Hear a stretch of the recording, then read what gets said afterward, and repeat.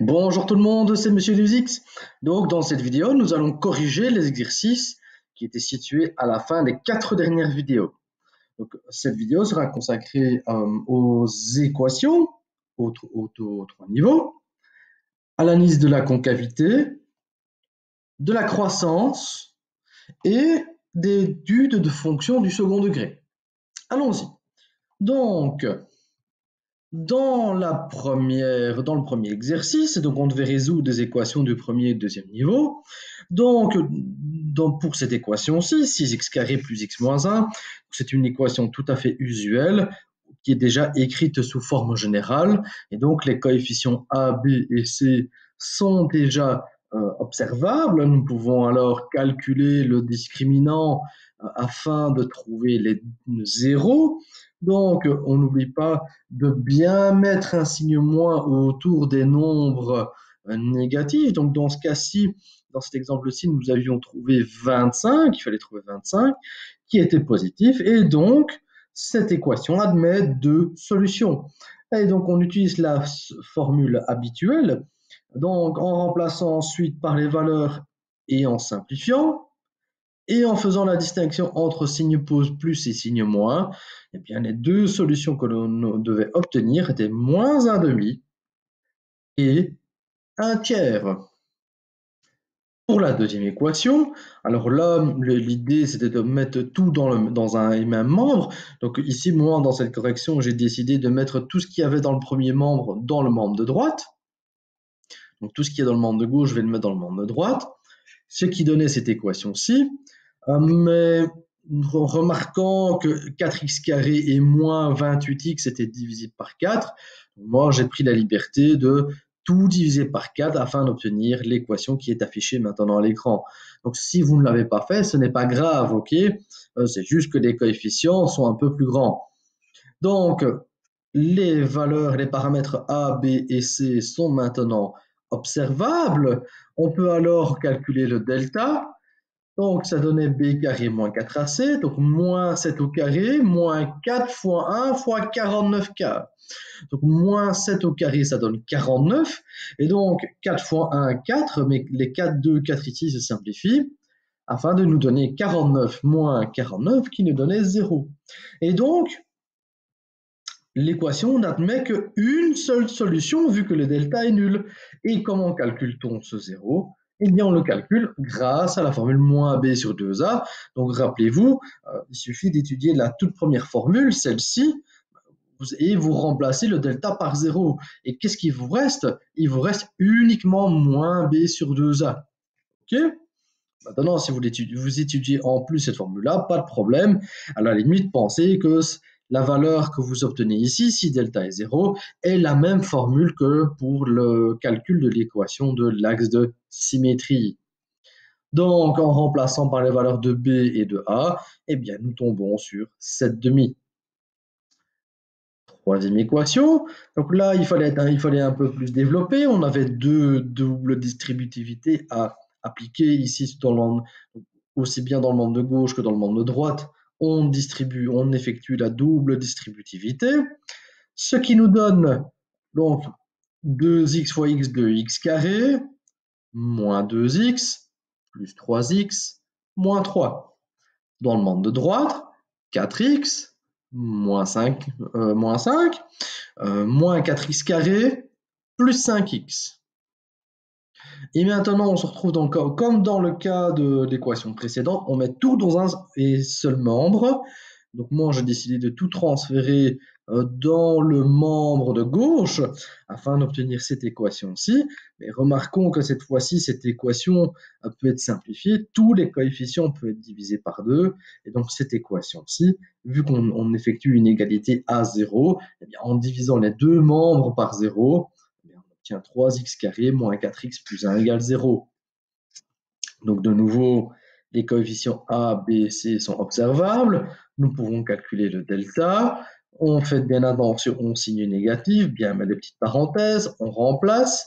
Ici, on tombe sur delta équivaut 4, qui est positif, et donc on a deux solutions. La formule usuelle, on remplace, on simplifie, et on scinde. Signe négatif, qui nous donne 1 tiers, parce que 4 moins 2, ça donne 2, et 2 sixièmes nous donne 1 tiers, ou bien avec le signe négatif, le signe positif, 4 plus 2 divisé par 6, et 4 plus 2 c'est 6, et 6 divisé par 6 nous donne 1. Et donc les deux solutions sont 1 tiers et 1. Alors, dernière équation. Alors là, il fallait simplement développer le produit remarquable afin d'obtenir notre forme générale. Eh bien, allons-y. Donc, ça nous donnait x carré plus 2x plus 1 moins x moins 1. Alors, remarquez que le 1 et le moins 1 se simplifiaient. Et en combinant 2x moins x, ça nous donnait x carré plus x égale 0. Donc, dans les vidéos précédentes, je vous ai dit, parfois la méthode de discriminant n'est pas nécessaire. Ici, l'équation du second degré est simple, dans le sens qu'il n'y a pas de terme indépendant. Et donc, par exemple, ici, vous pouvez continuer tout simplement en mettant le x en évidence. Et ensuite, en utilisant la loi du produit nul, qui nous donne ces deux affirmations-ci. Le produit de ces deux termes, de ces deux facteurs est nul si l'un ou l'autre est nul. Et donc ici, les deux solutions sont 0 et moins 1. Alors comme je l'ai raconté dans la vidéo précédente, si rien n'est stipulé par rapport à la méthode à appliquer, utilisez la méthode qui vous semble la plus adaptée. Maintenant, si votre professeur vous demande d'appliquer la méthode la plus rapide, c'est celle-ci. C'est pas via le discriminant. Alors, on passe aux équations fractionnaires. Avant de résoudre les équations en elles-mêmes, il faut trouver tout d'abord les conditions d'existence. Alors, combien de fractions avons-nous ici? 3. Donc, combien de conditions d'existence va-t-on devoir écrire? 3, parce que dans chacune de ces équations, il y a des inconnus au dénominateur. Donc, la première, le dénominateur c'est x moins 1, donc ici nous devons supposer que x moins 1 soit différent de 0. Ici on a x plus 3 qui doit être différent de 0, et ici nous avons une expression du second degré qui doit être différente de 0. Donc les deux premières conditions s'écrivent tout simplement. Par contre la troisième il va falloir développer avec le discriminant. Calculons le discriminant, on a les coefficients. On sait calculer le delta, on simplifie, on fait attention au signe, ça nous donne 16. Donc on sait qu'il y a deux solutions, donc deux possibilités. On utilise la formule usuelle, on remplace, on simplifie et on scinde. L'un avec le signe plus et l'autre avec le signe moins. Donc avec le signe moins, ça va nous donner moins 2, moins 4, qui nous donne moins 6, et moins 6 divisé par 2, ça donne moins 3. Moins 2 plus 4, ça nous donne 2. 2 divisé par 2, 1. Alors, quelque chose que j'avais fait dans la vidéo relative aux équations fractionnaires, c'est que j'avais tout de suite, comme première étape, remplacé l'expression du second degré ici par sa forme factorisée. Pourquoi? Comme pour une somme de fractions, elle nous permet de voir, de détecter les facteurs qui sont déjà facteurs communs, qui sont déjà apparents, et ça nous permet de simplifier nos calculs. Ok? Vous allez voir, ça va nous aider. Donc, en fait, lorsqu'on analyse les deux solutions qu'on a trouvées, donc ça, les deux valeurs ici, moins 3 et 1, sont celles qui annulent x carré plus 2x moins 3. Rappelez-vous, c'est le but du discriminant, c'est de trouver les valeurs qui annulent une expression du second degré. Et donc, nous, ce qu'on veut, c'est le contraire. Eh bien, ce qu'on va faire, eh bien, c'est qu'on va prendre le contraire. On sait que cette expression-ci sera différente de 0 si mon x est différent de moins 3 ou x est différent de 1. Et remarquez que les deux valeurs qu'on a trouvées ici, donc cette condition d'existence, eh bien, en fait, elles regroupent déjà les deux premières. Donc, elle est en quelque sorte superflue parce qu'on connaissait déjà les valeurs à baquer. Très bien. Donc, nous devons résoudre cette équation avec ces conditions d'existence. Remarquez ici, comme je l'ai dit tantôt, j'ai tout de suite remplacé par sa forme factorisée. Pourquoi? Mais parce qu'elle met tout de suite en évidence deux facteurs, ici en rouge, et ces deux facteurs représentent en fait les deux dénominateurs ici, ce qui est génial. Donc ça veut dire que le dénominateur commun, on le connaît déjà, c'est celui-là. Ok? Ce dénominateur-ci est différent de celui-là, et donc le dénominateur commun de ces deux termes, de ces deux facteurs, pardon, eh bien c'est le produit de ces deux facteurs, qui est donc celui-là. Alors allons-y. Donc, comme dans la vidéo précédente, afin d'obtenir notre dénominateur commun, quel facteur manque-t-il? Il manque le facteur x plus 3. Je le fais apparaître en dessous. Et si je le fais apparaître en dessous, je le fais apparaître au-dessus. Pour l'autre, même chose. Qu'est-ce qu'il me manque? Il me manque le facteur x moins 1. Et si je le fais apparaître en dessous, je le fais apparaître au-dessus. Le membre de droite, je n'ai rien à faire vu que le dénominateur commun y est déjà noté. Donc maintenant, on effectue au numérateur la distribution, on va effectuer la double distributivité, et donc ça vous donne x carré plus 4x plus 3, je vous laisse vérifier. Pour la deuxième équation, ça nous donne x carré moins 4x plus 3, et le membre de droite, on n'y touche pas.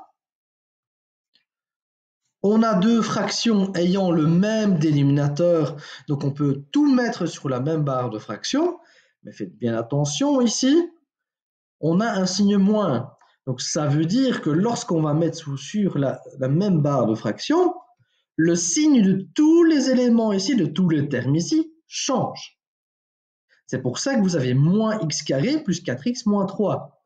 Faites bien attention à ça, faites bien attention à vos signes. Et le membre de droite, je n'y ai pas touché. Je simplifie. Et qu'est-ce qu'on observe? On observe, on tombe sur une équation du style 8x égale 8x. Avec comme condition d'existence que x doit être différent de 1 ou de moins 3. Mais cette équation, elle est toujours vraie. Ok, elle est toujours vraie, 8x est toujours égal à 8x, il n'y a pas de souci avec ça. Mais le problème, c'est que j'ai mes deux conditions d'existence ici, dont je dois tenir compte. Donc ça veut dire quoi? Ça veut dire que si cette équation-ci est toujours vraie, ça veut dire que, hypothétiquement, je peux choisir toutes les valeurs de x. Toutes les valeurs de x vérifient cette équation. Sauf 2. Sauf 2, celle qui constitue la condition d'existence. Donc, pour cette équation-ci, quelles sont les solutions? Les solutions sont données par tous les réels, vu que toutes les valeurs de x satisfont cette équation, sauf ces deux valeurs. Alors maintenant, passons à cette équation-ci. Donc là, combien de conditions d'existence avons-nous? On en a deux fractions. Donc la première stipule que 2x plus 1 doit être différent de 0, et la seconde que x moins 1 doit être différent de 0. Donc, après petite manipulation algébrique, ça nous donne x différent de moins 1 demi, et ici ça nous donne x différent de 1. Alors, même chose, on doit résoudre cette équation sur base de ces conditions d'existence. Comme dans l'exercice précédent, on va chercher le dénominateur commun. On analyse les dénominateurs. Ces deux dénominateurs sont totalement différents. Et donc, le dénominateur commun, eh bien, ce sera le produit de ces deux facteurs. Donc, quel facteur me manque-t-il ici en dessous? Il me manque x moins 1. Si je le fais apparaître en dessous, je le fais apparaître au-dessus. Alors, pour le membre de droite, il me manque le facteur 2x plus 1. Si je le fais apparaître en dessous, je le fais apparaître au-dessus. Donc, au numérateur, j'effectue la double distributivité à gauche, dans le membre de gauche et dans le membre de droite. Et là, maintenant, je me retrouve avec deux fractions qui ont le même dénominateur et pour laquelle on sait que x est différent de moins 1,5 et de 1. Donc en fait, qu'est-ce qu'on peut faire? Cette équation-ci se résout simplement, en fait, ce qu'on peut faire, en fait, c'est qu'on peut supprimer les dénominateurs. Deux fractions qui sont égales et qui ont le même dénominateur ont forcément le même numérateur. Donc, ça nous donne 3x carré plus 2x moins 5, qui nous donne 8x carré plus 14x plus 7. Maintenant, en mettant tout dans le même membre, on tombe sur cette équation-ci. On connaît les valeurs de a, b, c. On peut calculer le delta par la méthode usuelle, par la formule usuelle. On calcule, on tombe sur moins 196. Moins 196 étant négatif, eh bien ça veut dire que l'équation de départ n'a pas de solution. Équation numéro 3, là elle ressemble comme deux gouttes d'eau à la première équation. Les conditions d'existence, il y a trois fractions, il y a des inconnus pour chaque fraction au dénominateur. On note les conditions d'existence. Les deux premières se simplifient assez facilement, et la troisième, il faut développer. Calculons le discriminant, comme pour la première équation. On connaît les coefficients, on calcule le delta, c'est positif, donc on sait qu'il y a deux valeurs pour lesquelles il y a deux solutions à l'équation égale 0, donc il faudra tenir compte de deux conditions d'existence pour la fraction. La formule usuelle, on remplace, on simplifie et on scinde suivant les signes. Donc, avec la valeur négative, on tombe sur moins 3, et avec le signe plus, on tombe sur moins 2, et on remarque que la forme factorisée de x carré plus 5x plus 6, eh bien, nous avons trouvé nos deux solutions, eh bien, on a vu qu'elle s'écrivait sous la forme a fois x moins x1 fois x moins x2, mais a valant 1, la forme factorisée de cette expression s'écrit sous cette forme. Et donc, on remarque que les deux valeurs-là représentent les mêmes valeurs qu'on obtient ici. Et donc, en fait, cette troisième condition d'existence, elle est un peu superflue, vu qu'elle est exactement identique à la combinaison des deux premières. Résolvons maintenant cette équation. Rappelez-vous, qu'est-ce qu'on a fait à la première équation? Nous avions remplacé le numérateur ici du membre de droite par sa forme factorisée. Et on observe maintenant que les deux facteurs qu'on a ici, les deux parenthèses, sont exactement les dénominateurs des deux premières fractions. Donc nous connaissons déjà le dénominateur commun, c'est ceci. Donc, pour cette fraction-ci, il suffira de faire apparaître x plus 3 au dénominateur et au numérateur. Et pour cette fraction-ci, il suffira de faire apparaître x plus 2 au dénominateur et au numérateur. Allons-y. On distribue. On met tout sous la même barre de fraction. Donc rappelez-vous de nouveau que ici on a un signe moins, donc il faut changer le signe de toute l'expression ici. Ok, faites bien attention à ça. On simplifie. Et maintenant, qu'est-ce qu'on peut faire? Nous avons de nouveau deux fractions ayant le même dénominateur, et on sait que les valeurs qui annulent le dénominateur sont éjectées, ne sont pas possibles, et donc il suffit d'égaliser les deux numérateurs pour trouver des solutions.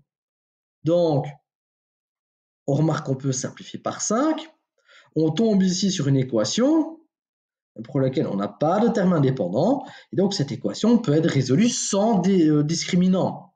Si vous l'avez fait avec discriminant, c'est pas grave, ok, mais ici c'est beaucoup plus rapide. Donc nous mettons le x en évidence, on tombe sur cette équation-ci, et en appliquant la loi du produit nul, on sait que les solutions de cette équation sont x égale 0 ou x égale moins 6. Et remarquez que les deux solutions satisfont les conditions d'existence, et donc pour l'équation fractionnaire de départ, eh bien, nous avons deux solutions. Prochaine équation. Donc, de nouveau, trois conditions d'existence. Pour la deuxième, remarquez que la deuxième, x carré moins x, Si je mets x carré moins x si je mets x en évidence, eh bien ça me fait x fois x moins 1. Okay, comme ici, x fois x moins 1. Mais écrire ceci, ça revient à écrire quoi? Ben, comme pour la loi du produit nul, x doit être différent de 0 et x moins 1 doit être différent de 0.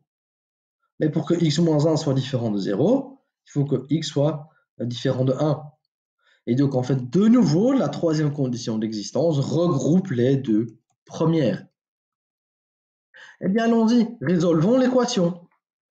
De nouveau ici, et écrivons la forme factorisée du numérateur. Remarquez ici que de nouveau, les deux facteurs ici sont les dénominateurs des deux premières fractions. Donc ici, il suffira de multiplier le numérateur et le dénominateur par x moins 1, et ici par x. Comme affiché à l'écran. On distribue, on met tout sous la même barre de fraction. Donc remarquez ici, j'ai un signe plus, donc je n'ai pas besoin de faire attention.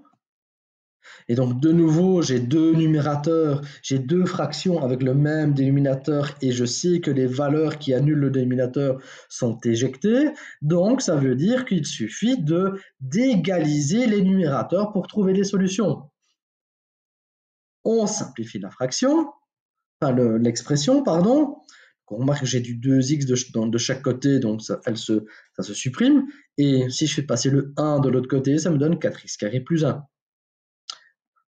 Nous avons les valeurs de ABC, on calcule le delta, il est négatif, et donc nous n'avons pas de solution à l'équation de départ. Passons maintenant à l'exercice d'analyse de fonctions. Donc là, je fais les exercices des deux vidéos précédentes combinés. Okay, donc dans la première partie, vous deviez faire l'analyse, et dans la seconde, c'était les mêmes fonctions que je vous avais données, mais il suffisait de tracer la fonction. Allons-y. Donc il fallait analyser x carré plus 8x moins 27. Elle est écrite sous forme factorisée. Elle est écrite sous forme générale. Donc nous connaissons les valeurs de a, b et c. Remarquez que l'ordonnée à l'origine, c'est le coefficient c, c'est moins 27. OK? Déjà une petite information à mettre sur le graphique. Eh bien, allons-y.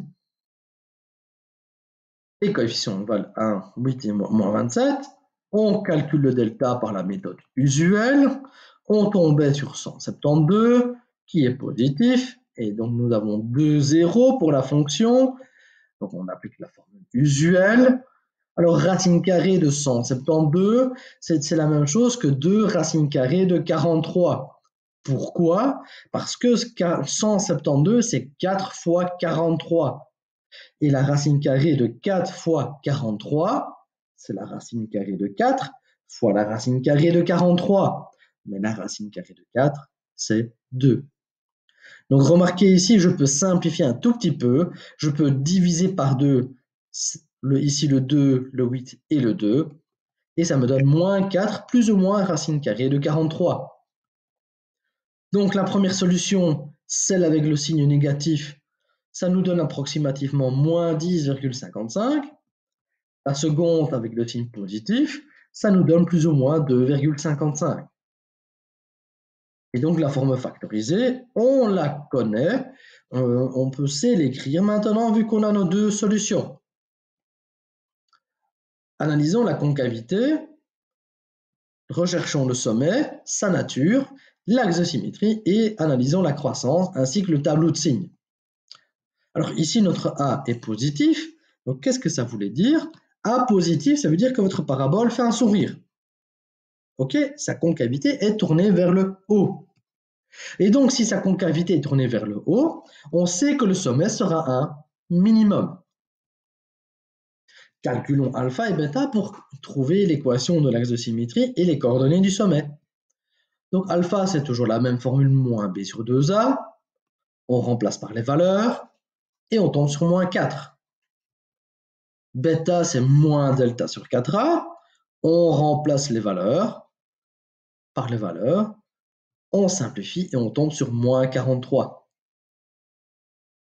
Et donc l'équation de l'axe de symétrie, eh bien, elle est donnée par x égale moins 4, x égale alpha, et le sommet a pour coordonnées moins 4 moins 43. Alpha, bêta. Et donc, nous pouvons écrire la forme canonique de la fonction f. Okay. Donc, c'est a fois x moins alpha plus bêta. A vaut 1, le alpha vaut moins 4 et le bêta vaut moins 43. Donc, à partir du moment où on sait que le sommet est un minimum, donc si c'est un minimum et que la parabole fait un sourire, donc ça veut dire que votre parabole va décroître, arriver au sommet, et puis elle va recroître. Donc, voici votre tableau de variation. Vous avez bien les coordonnées du sommet. Votre parabole décroît jusqu'au sommet et elle remonte, elle est croissante, passé ce sommet. Alors le tableau de signes, rappelons-nous ce qui était la phrase qui nous permettait de dresser le tableau de signes d'une fonction, c'était partout le signe du coefficient du A, sauf entre les zéros. Rappelez-vous, les zéros, c'était moins 10,55 et 2,55. Donc nous savons qu'ici, nous avons des zéros. Le signe du A était comment? Positif. Donc partout le signe du A, donc le signe du A, le signe plus, va apparaître ici et ici. Alors plutôt ici. Et entre les deux, eh bien ce sera le contraire, ce sera un signe négatif. Et bien maintenant, nous avons tout pour tracer la fonction. La voici à l'écran. Donc j'ai utilisé GeoGebra. Donc vous avez bien le sommet en moins 4,43. Donc vous aviez l'ordonnée à l'origine ici. Donc n'oubliez pas qu'après avoir tracé votre axe de symétrie, qui est un axe de symétrie orthogonal et qui c'est une droite verticale, si vous avez un point d'un côté, vous en avez forcément un de l'autre côté. Vous avez les zéros, vous avez le sommet, et donc il suffit de relier les deux, tous les points ensemble pour obtenir votre parabole. Maintenant, ce que vous pouviez faire, ici, c'était un petit peu, il y avait un peu de doute, c'est un peu flou, donc vous pouviez éventuellement calculer les coordonnées de points supplémentaires. Vous auriez pu prendre x égale moins 2, par exemple, et calculer le point ici. Et vous auriez eu automatiquement ce point-là. Alors, prochaine fonction, voilà, donc g de x qui vaut 2 fois 1 moins 3x, 1 moins x. Alors, cette fonction-là, ce n'est pas une forme générale, elle n'est pas du tout écrite sur forme factorisée, même si ça y ressemble. Rappelez-vous, la forme factorisée, c'est quelque chose fois x moins quelque chose fois x moins autre chose. Ici, c'est pas ça qu'on a, et ce n'est pas non plus la forme canonique. Donc, ce qu'on va faire, c'est qu'on va développer, on va effectuer la double distributivité afin de trouver la forme générale. Ainsi, nous pouvons continuer. Nous avons nos coefficients. Remarquez que le coefficient C vaut plus 2, donc l'ordonnée à l'origine vaut 2. Alors, A c'est 6, B moins 8 c'est égal 2. Donc, on peut calculer le delta via la formule usuelle. Donc, on tombe sur 16, c'est positif. Nous avons deux zéros qui sont calculés via la formule usuelle. On remplace, on simplifie. Maintenant, on scinde. Donc, 8 moins 4, ça nous donne 4. 4 douzièmes. En simplifiant par 4, c'est un tiers. 8 plus 4, ça me donne 12. 12 divisé par 12, ça me donne 1. Et donc, nous pouvons maintenant écrire la forme factorisée. De nouveau, analysons la concavité, le sommet et tout le reste. Donc, le coefficient A, il vaut 6, il est positif. Donc, la concavité de la fonction est tournée vers le haut. La parabole fait de nouveau un sourire. Et donc, le sommet sera de nouveau un minimum. Calculons de nouveau alpha et bêta via les formules usuelles. On remplace et on tombe sur 2 tiers. Donc les signes moins se cancel, ça devient un signe positif. Donc on a 8 douzièmes, mais on peut simplifier les deux parties, ici le numérateur et le dénominateur, par 4 afin d'obtenir 2 tiers. Et bêta, c'est moins delta sur 4a, et donc moins delta sur 4a, donc moins 16 divisé par 4 fois 6. Et donc, moins 16 divisé par 4 fois 6, ça nous donne 2 tiers. Donc ici, on peut simplifier 16 et 4 par 4. Donc, il me reste 4 sixièmes, et 4 sixièmes, c'est 2 tiers. Alors, donc l'équation de l'axe de symétrie, c'est x égale 2 tiers, x égale alpha, et les coordonnées du sommet, ce sont 2 tiers et moins 2 tiers. Et donc, la formule canonique est affichée maintenant à l'écran. De nouveau, vu qu'on sait que la parabole a sa concavité tournée vers le haut, et connaissant les coordonnées du sommet, nous pouvons dresser tout de suite le tableau de variation. La parabole fait un sourire, donc ça veut dire que la parabole, la fonction du second degré, va décroître jusqu'à atteindre le minimum, et puis elle va recroître. Tableau de signes. On se rappelle toujours de la règle partout le signe du A sauf entre les zéros. Eh bien, écrivons les deux zéros. Rappelez-vous, on les écrit par ordre croissant. Ne me mettez pas 1 et 1 tiers. C'est faux. Il faut tenir compte de l'ordre croissant. Okay, donc, on sait qu'ici, la fonction s'annule. Partout le signe du A, que valait le signe du A? Il était positif. Donc ici et ici, on aura un signe plus. Et entre les deux, on aura un signe moins. Eh bien, nous avons tout maintenant pour tracer la fonction. Et voici la fonction que vous deviez obtenir.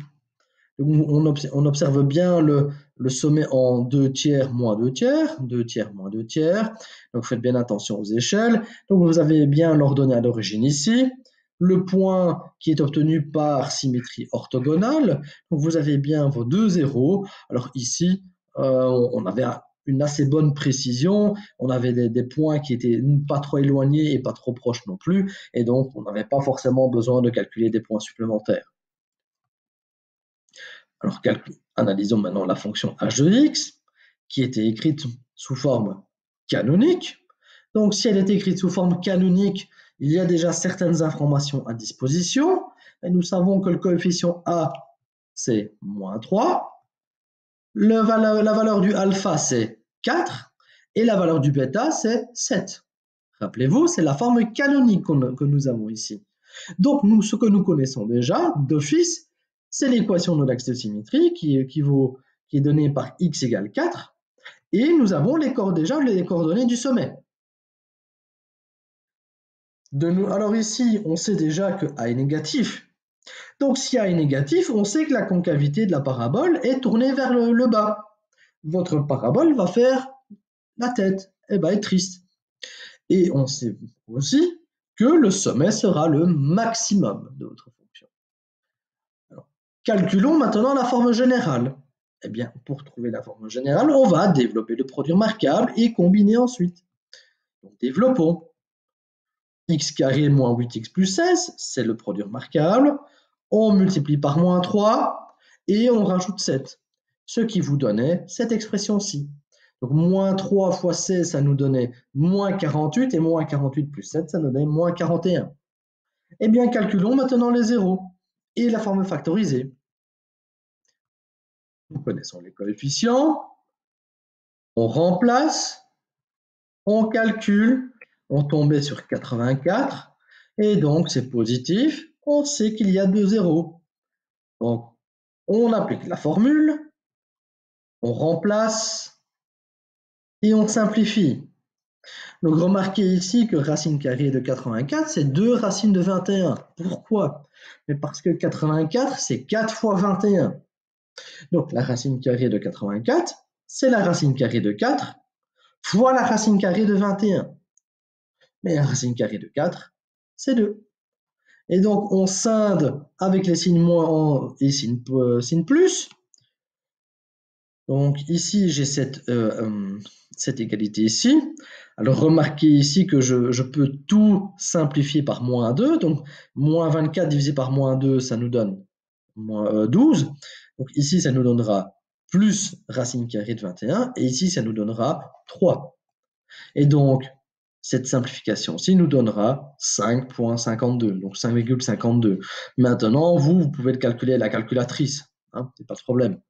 Alors, l'autre solution, avec le signe plus, ça nous donne plus ou moins 2,47. Et donc, la forme factorisée, la voilà. Elle est affichée ici à l'écran. Toujours la même expression, a fois x moins x1 fois x moins x2. C'est cette forme factorisée parce que mon delta est positif. Nous avons tout maintenant pour dresser le tableau de variation, dresser le tableau de signes et tracer la fonction. Donc on se rappelle, la fonction admet une concavité tournée vers le bas, donc ça veut dire que votre parabole est triste, donc elle fait cette forme, elle admet cette forme. Donc ça veut dire que la parabole, la fonction va être croissante jusqu'à atteindre le sommet, et elle va décroître ensuite. C'est bien ce qui est expliqué dans le tableau de variation. Elle va donc croître jusqu'à atteindre son sommet, le maximum, et elle va ensuite décroître. Le tableau de signes, toujours la même règle, partout le signe du coefficient A sauf entre les zéros, on note les zéros par ordre croissant, on sait qu'ici et ici, on aura un signe nul, ce sera 0. Le signe du A, il est comment le A? Il est négatif, donc ça veut dire que à gauche, ici, avant 2,47 et après 5,52, le signe sera négatif et le signe sera positif entre. Maintenant, on a tout pour tracer la fonction. Et la voilà affichée à l'écran. Alors de nouveau ici, nous avions assez de données pour, je trouve, calculer, tracer la fonction. À la limite, vous pouviez calculer un point supplémentaire ici, par exemple à 1 ou à 1,5, mais sinon, pour ma part, vous aviez assez d'informations à disposition. OK? Alors, oui. Alors, analysons la dernière fonction. Donc, moins 4x carré moins 2. Donc là, elle est écrite sous forme générale. Calculons les zéros et ainsi de suite. On connaît les coefficients. On calcule le delta. Et on remarque ici que le delta, il est négatif. Et donc, il n'y a aucun zéro. Donc, on sait déjà dire que la fonction va se situer soit totalement dans la partie négative, soit totalement dans la partie positive. Et donc, vu qu'elle n'admet pas de zéro, elle n'admet pas de forme factorisée. Analysons le sommet et tutti quanti. Donc, A est négatif, il vaut moins 4. Donc, on sait que la concavité de la parabole est tournée vers le bas.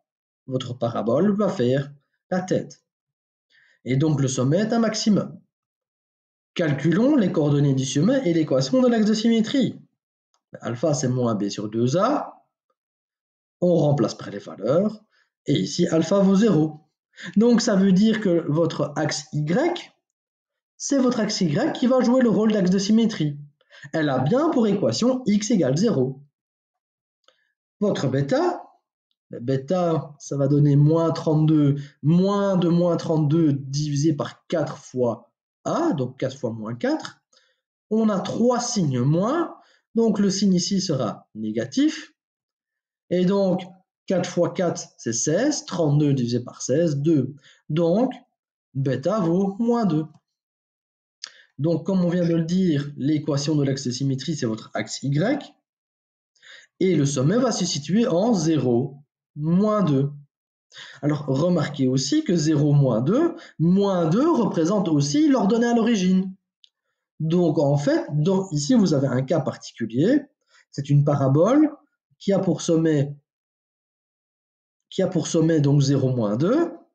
Et 0, moins 2 est en fait l'ordonnée à l'origine de votre parabole. Et en fait, votre forme canonique, si vous la cherchez, en fait, il n'y a même pas besoin de chercher midi à 14h parce qu'elle vaut exactement, c'est exactement l'expression analytique de votre fonction. Alors, dressons maintenant le tableau de variation. Donc, nous savons que la parabole admet une concavité tournée vers le bas, donc elle est triste. Donc, ça veut dire que votre fonction va être croissante jusqu'au moment où elle atteint son sommet, et puis elle va décroître. C'est bien ce que ce tableau de variation explique. le tableau de signes. On se rappelle partout le signe du A sauf entre les zéros. Alors ici, je n'ai pas de zéro. Donc si je n'ai pas de zéro, la seule chose que je vais mettre dans mon tableau de signes, c'est le signe du A. Mais de quel signe est le signe A? Il est négatif. Donc ici, je sais que ma parabole va se situer totalement dans la partie négative du plan. Eh bien, traçons-la maintenant. Eh bien, la voici. Alors donc, nous avions ici notre sommet, notre axe de symétrie. Alors ici, malheureusement, il fallait quand même calculer un point ou deux, au moins un point, pour tracer la fonction, parce que nous n'avions pas beaucoup d'informations à disposition. Donc par exemple, si vous calculiez la valeur pour 1, vous tombiez sur le point 1 moins 6, mais par symétrie orthogonale, vous saviez que ce point-ci est aussi un point par lequel passe votre parabole. Maintenant, si vous vouliez encore plus de précision, vous pouviez calculer pour x des points supplémentaires pour x valant moins 1,5 ou 1,5. Bon, voilà, déjà comme ceci, on a déjà une belle idée de comment construire la parabole. Donc voilà, c'est tout pour ces correctifs, pour ces corrections. Donc si vous avez des questions, n'hésitez pas à les poser en commentaire. Si vous avez bien aimé, mettez un petit pouce bleu, abonnez-vous à la chaîne et je vous dis à très bientôt. Au revoir.